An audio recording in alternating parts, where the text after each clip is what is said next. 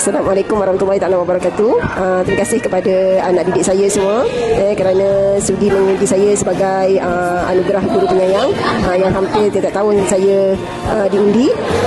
Saya doakan semoga semua terus sukses, jadi anak soleh dan solehah.